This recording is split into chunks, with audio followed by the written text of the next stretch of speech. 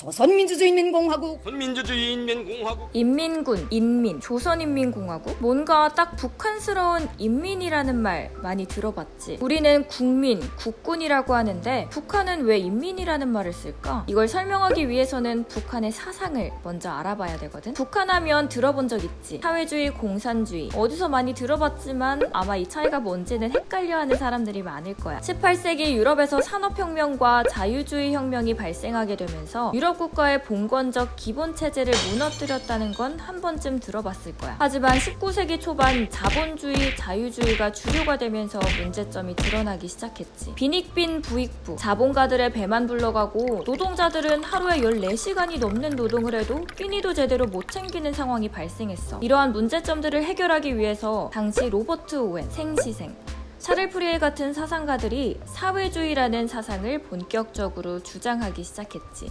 가난한 노동자들은 혼자서 일어설 힘이 없습니다. 우리 계몽된 자본가 여러분, 이들을 불쌍히 여겨 도움의 손길을 내밀어 주십시오. 들으면 알겠지? 이들은 노동자들을 구제의 대상으로만 생각하고 계급에 대한 의식이 부족했어. 다시 말해 특정한 체계나 구체적 정책이 없는 공상에 불과했다는 거지. 그래서 이름하여 공상적 사회주의. 그렇지만 이 공상에 불과한 사회주의도 이후 그 당시 사회에는 엄청난 충격이고 파격적인 사상이었어. 19세기 중반 이러한 사회주의에 대한 생각을 토대로 바로 그 유명한 마르크스와 엥겔스의 막시즘으로 발전한 거지. 마르크스와 엥겔스는 나름대로 기존의 공상적 사회주의와는 달리 과학적이고 체계적인 이론들로 무장하여 자본가들과 자본주의에 대항하고자 했어. 그럼 이제 공산주의는 뭘까?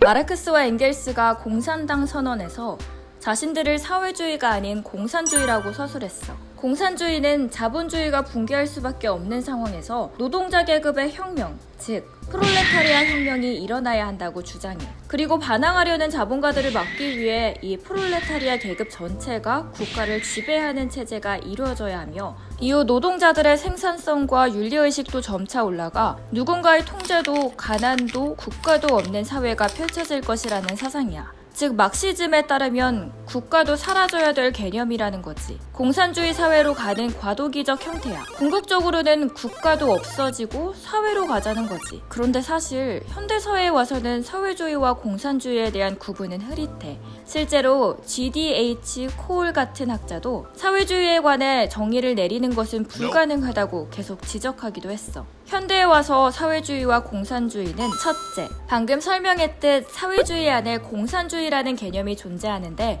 공산주의는 사회주의 개념에서도 극단적인 개념이라는 거지. 둘째, 사회주의는 정치사상, 공산주의는 경제 시스템이다 라는 관점도 있어. 다시 말해서 사회주의는 정치사상으로 자유주의와 반대편에 있는 개념이고 공산주의는 경제적 개념으로 자본주의의 반대라는 시각도 있어. 자본주의와는 달리 사유재산을 인정하지 않는다는 경제 시스템이라는 거지.